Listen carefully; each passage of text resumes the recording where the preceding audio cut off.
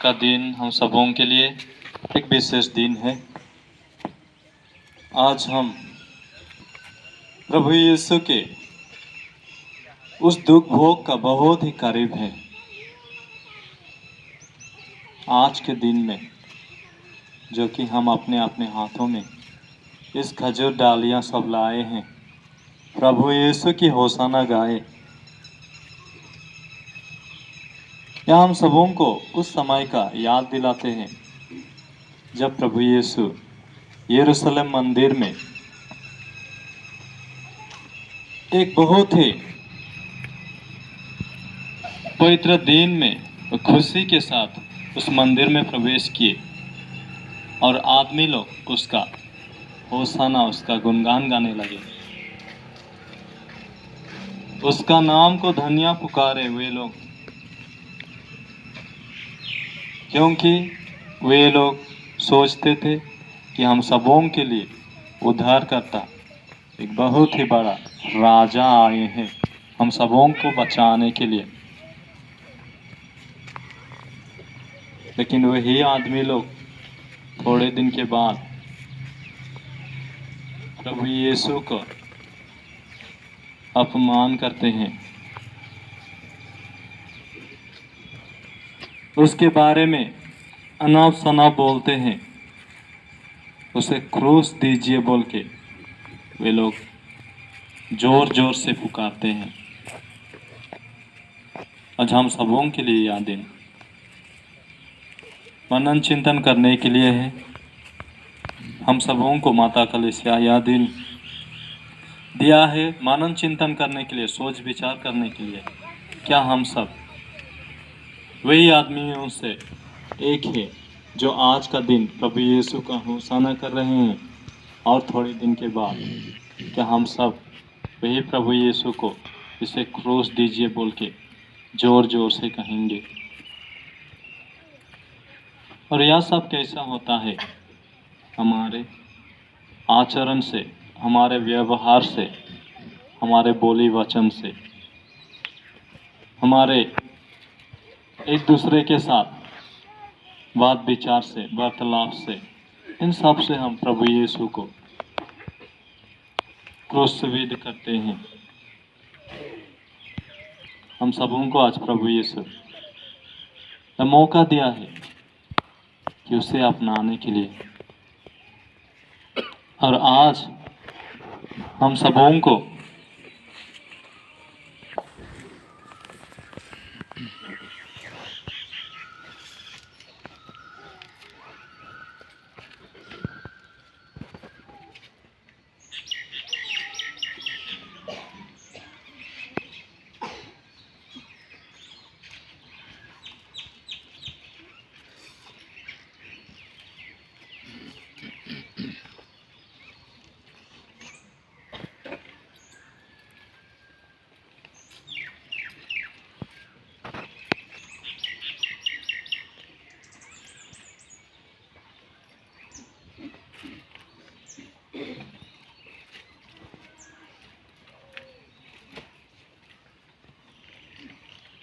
हाथ में डाल लिए हैं।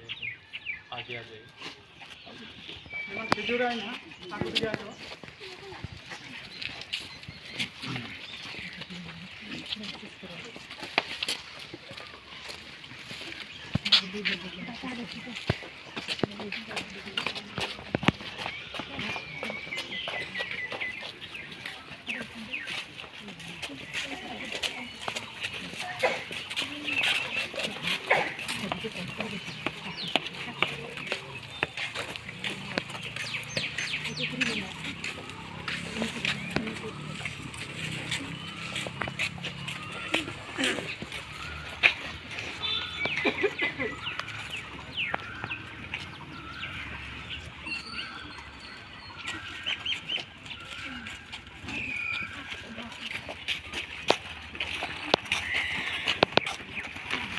अपनी जगह में खड़े होकर आज के इस समय के अपवित्र सुसमाचार को सुनेंगे। प्रभु आप लोगों के साथ हो। संत मत्ती के अनुसार पवित्र सुसमाचार। जब यीशु और उनके शिष्य यरूशलेम के निकट पहुंचे और जैतून पहाड़ के निकट बेतफागे का आ गए तो उन्होंने 2 शिष्यों को यह कहकर भेजा, सामने के गांव में जाओ, वहां पहुंचते ही तुम्हें बंधी हुई गदहे मिलेगी और उसके साथ एक बछेड़ा, उन्हें खोलकर मेरे पास ले आओ। यदि कोई कुछ बोले तो कह देना कि प्रभु को इसकी जरूरत है, वह उन्हें शीघ्र ही वापस भेज देंगे। यह इसलिए हुआ कि नबी का यह कथन पूरा हो जाए, सिय्योन की पुत्री से कहो, देखो मेरे राजा मेरे पास आ रहे हैं, वह विनम्र है, वह गधे के बछड़े पर, लद्दू जानवर के बच्चे पर सवार है। शिष्य चले गए। यीशु ने जैसा आदेश दिया था उन्होंने वैसा ही किया। गदही और बछड़ा ले आकर उन्होंने उन पर अपने कपड़े बिछा दिए और यीशु उन पर सवार हो गए। भीड़ में से बहुत से लोगों ने अपने कपड़े रास्ते में बिछा दिए। कुछ लोगों ने पेड़ों की डलियां काटकर रास्ते में फैला दी। यीशु के आगे आगे जाते हुए और पीछे पीछे आते हुए लोग यह नारा लगा रहे थे, दाऊद के पुत्र को होशाना, धन्य है वे जो प्रभु के नाम पर आते हैं, सर्वोच्च स्वर्ग में होशाना। जब यीशु ने यरूशलेम में प्रवेश किया तो सारे शहर में हलचल मच गई। लोग पूछने लगे, यह कौन है? और जनता उत्तर देती थी, यह गलीलिया के नजरेत के नबी यीशु है।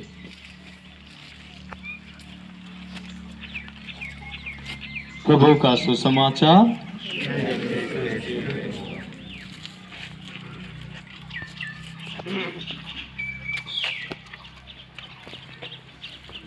ख्रिस्त में मेरे प्यारे भाई और बहनों, आज के इस पवित्र समारोह के द्वारा हम सब प्रभु यीशु के दुख भोग में प्रवेश कर रहे हैं।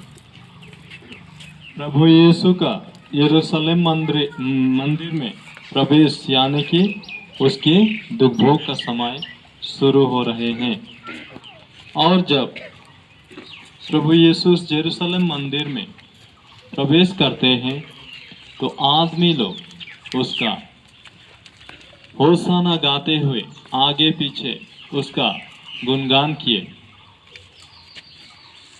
उसका उस मंदिर में वह सब स्वागत किए, क्योंकि वे लोग सोचते थे हम सबों का उद्धारकर्ता, हम सबों का राजा आज इस मंदिर में पधारे हैं।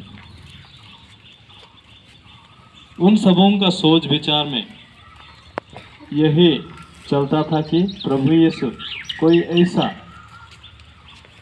राजा होगा जो उन सबों के गरीबी से और रोमियों के चक्कर से उन सबों को बचाएगा।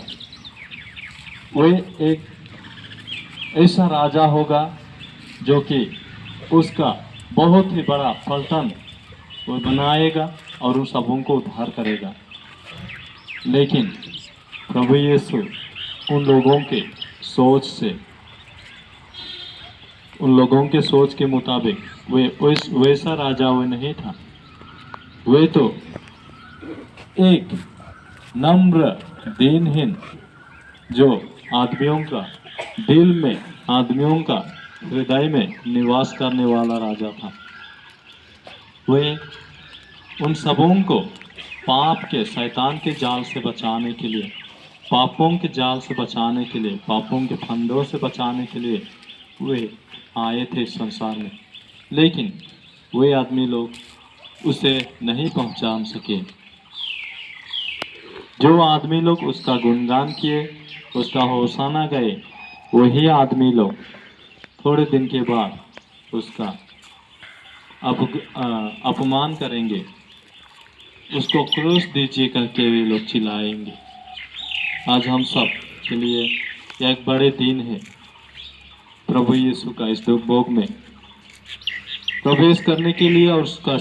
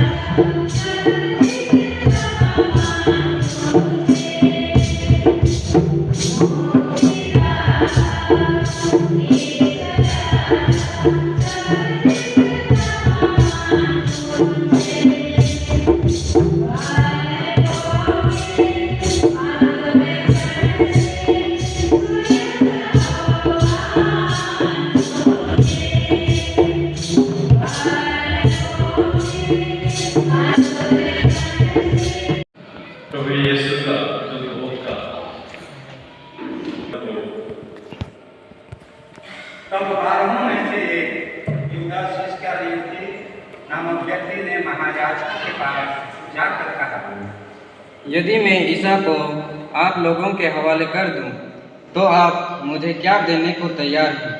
उन्होंने उसे चांदी के 30 सिक्के दिए। उस समय से यूदास ईसा को पकड़वाने का अवसर ढूंढता रहा। बेखमीर रोटी के पहले दिन शिष्य ईसा के पास आकर बोले, आप क्या चाहते हैं? हम आपके लिए बंसर भोज की तैयारी करें। ईसा ने उत्तर दिया, शहर में अमुक के पास जाओ और उससे कहो, गुरुवार कहते हैं मेरा समय निकट आ गया है। मैं अपने शिष्यों के साथ तुम्हारे यहाँ पास्का का भोजन करूँगा। ईसा ने जैसा आदेश दिया, शिष्यों ने वैसा ही किया और पास्का भोज की तैयारी कर ली। संध्या हो जाने पर ईसा 12 शिष्यों के साथ भोजन करने बैठे। उनके भोजन करते समय ईसा ने कहा, मैं तुम लोगों से यह कहता हूँ, तुम में से ही एक मुझे पकड़वा देगा। वे बहुत उदास हो गए और एक एक कर उनसे पूछने लगे, प्रभु, कहीं वह मैं तो नहीं? ईसा ने उत्तर दिया, जो मेरे साथ थाली में खाता है वह मुझे पकड़वा देगा।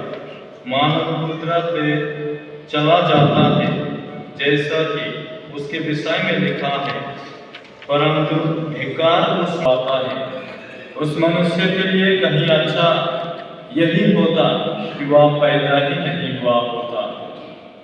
ईसा के विश्वासघाती यूदास ने भी उनसे पूछा, गुरुवर, कहीं वह मैं तो नहीं हूँ? ईसा ने उत्तर दिया, तुमने ठीक ही कहा। उनके भोजन करते समय ईसा ने रोटी ले ली और धन्यवाद की प्रार्थना पढ़ने के बाद उसे तोड़ा और यह कहते हुए शिष्यों को दिया, ले लो और खाओ, यह मेरा शरीर है। तब उन्होंने प्याला लेकर धन्यवाद की प्रार्थना पढ़ी और यह कहते हुए उसे शिष्यों को दिया, तुम सब इसमें से पियो, क्योंकि यह मेरा रक्त है, विधान का रक्त जो बहुतों की पाप क्षमा के लिए बहाया जा रहा है। मैं तुम लोगों से कहता हूँ, जब तक मैं अपने पिता के राज्य में तुम्हारे साथ नवीन रस न पी लूं, तब तक मैं दाख का यह रस फिर नहीं पीऊंगा। भजन गाने के बाद वे जैतून पहाड़ चल दिए। उस समय ईसा ने उनसे कहा, इसी रात को तुम सब मेरे कारण विचलित हो जाओगे, क्योंकि यह लिखा है, मैं चरवाहे को मारूंगा और झुंड की भेड़ें तितर बितर हो जाएंगी। किंतु अपने पुनरुत्थान के बाद मैं तुम लोगों से पहले गलीलिया जाऊंगा। इस पर पेतरुस ने ईसा से कहा, आपके कारण चाहे सभी विचलित हो जाए, किंतु मैं कभी नहीं विचलित होऊंगा। ईसा ने उसे उत्तर दिया, मैं तुमसे यह कहता हूँ, इसी रात को मुर्गे के बांग देने से पहले कि तुम मुझे 3 बार अस्वीकार करोगे। पेतरुस ने उनसे कहा, मुझे आपके कारण चाहे मरना ही क्यों ना पड़े, मैं आपको कभी अस्वीकार नहीं करूंगा। और सभी शिष्यों ने यही कहा। जब ईसा अपने शिष्यों के साथ गेतसेमनी नामक पहाड़ी पहुंचे तो वे उनसे बोले, तुम लोग यहाँ बैठे रहो, मैं तब तक वहाँ प्रार्थना करने जाता हूँ। वे पेतरुस और जबेदी के 2 पुत्रों को अपने साथ ले गए। वे उदास तथा व्याकुल होने लगे और उनसे बोले, मेरी आत्मा इतनी उदास है कि मैं मरने को हूँ। यहाँ ठहर जाओ और मेरे साथ जागते रहो। वे कुछ आगे बढ़कर मुंह के बल गिर पड़े और उन्होंने यह कहते हुए प्रार्थना की, मेरे पिता, यदि हो सके तो यह प्याला मुझसे टल जाए, फिर भी मेरी नहीं बल्कि तेरी ही इच्छा पूरी हो। तब वे अपने शिष्यों के पास गए और उन्हें सोया हुआ देखकर पेतरुस से बोले, क्या तुम लोग घंटे भर भी मेरे साथ नहीं जाग सकते? जागते रहो और प्रार्थना करते रहो, जिससे तुम परीक्षा में न पड़ो। उसने सीधे ईसा के पास आकर कहा, गुरुवर, प्रणाम। और उनका चुम्बन किया। ईसा ने उससे कहा, मित्र, जो करने आए हो कर लो। अब लोग आगे बढ़ आए और उन्होंने ईसा को पकड़कर गिरफ्तार कर लिया। इस पर ईसा के छात्रों में से एक ने अपनी तलवार खींच ली और प्रधान याजक के मौके पर चलाकर उसका कान उड़ा दिया। ईसा ने उससे कहा, तलवार म्यान में कर लो, क्योंकि जो तलवार उठाते हैं वे तलवार से मरते हैं। क्या तुम यह समझते हो कि मैं अपने पिता से सहायता नहीं मांग सकता? तब क्या वह अभी मेरे लिए स्वर्गदूतों की 12 से भी अधिक सेनाएं नहीं भेज देगा? लेकिन तब धर्मग्रंथ कैसे पूरा होगा? उसमें तो लिखा है कि ऐसा ही होना आवश्यक है। इसके बाद ईसा ने भीड़ से कहा, क्या तुम लोग मुझे डाकू समझते हो, जो तलवारें और लाठियां लेकर मुझे पकड़ने आए हो? मैं तो प्रतिदिन मंदिर में बैठकर शिक्षा दिया करता था, फिर भी तुमने मुझे गिरफ्तार नहीं किया। यह सब इसलिए हुआ कि नबियों में जो लिखा है वह पूरा हो जाए। तब सभी शिष्य ईसा को छोड़कर भाग गए। जिन्होंने ईसा को गिरफ्तार कर लिया था, वे उन्हें प्रधान याजक कैफस के यहाँ से यहाँ ले गए और शास्त्री और नेता इकट्ठे हो गए थे। पेतरुस कुछ दूरी पर ईसा के पीछे पीछे चला। वह प्रधान याजक के महल तक पहुंचकर अंदर गया और परिणाम देखने के लिए नौकरों के साथ बैठ गया। महायाजक और सारी महासभा ईसा को मरवा डालने के उद्देश्य से उनके विरुद्ध झूठी गवाही खोज रही थी, परंतु वह नहीं मिले। यद्यपि बहुत से झूठी गवाह सामने आए, अंत में 2 गवाहों ने आकर उनसे बोले, इस व्यक्ति ने कहा, मैं ईश्वर का मंदिर ढा सकता हूँ और 3 दिन के अंदर उसे फिर से बना सकता हूँ। इस पर प्रधान याजक ने खड़े होकर ईसा से कहा, ये लोग तुम्हारे विरुद्ध जो गवाही दे रहे हैं, क्या इसका कोई उत्तर तुम्हारे पास नहीं है? परंतु ईसा मौन रहे। तब प्रधान याजक ने उनसे कहा, तुम्हें जीवन ईश्वर की शपथ, यदि तुम मसीह ईश्वर के पुत्र हो तो हमें बता दो। ईसा ने उत्तर दिया, आपने ठीक ही कहा। मैं आप लोगों से यह भी कहता हूँ, भविष्य में आप मानव पुत्र को सर्वशक्तिमान ईश्वर के दखने बैठा हुआ और आकाश के बादलों पर आता हुआ देखेंगे। इस पर प्रधान याजक ने अपने वस्त्र फाड़ कर कहा, इसने इस निंदा की है तो आप हमें गवाही की जरूरत ही क्या है? अभी अभी आप लोगों ने इस निंदा सुनी है, आप लोगों का क्या विचार है? उन्होंने उत्तर दिया, यह दंड के योग्य है। तब उन्होंने उनके मुंह पर थूका और उन्हें मुंह से मारे। कुछ लोगों ने उन्हें थप्पड़ मारते हुए यह कहा, मसीह, यदि तू नबी है तो हमें बता, तुझे किसने मारा है?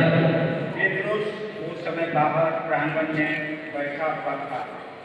एक नौकरानी ने पास आकर उससे कहा, तुम भी इस गलीली के साथ थे?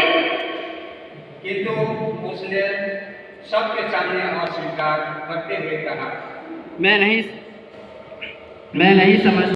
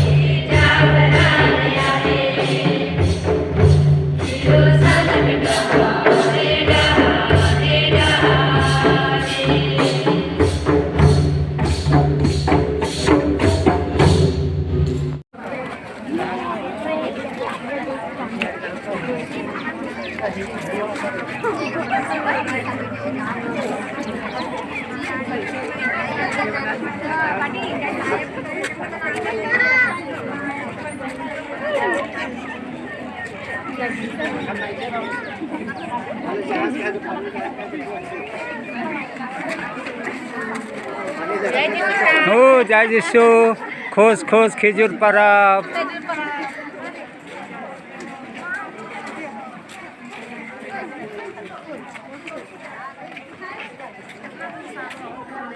Jai Jisu, khos parab, khijur parab.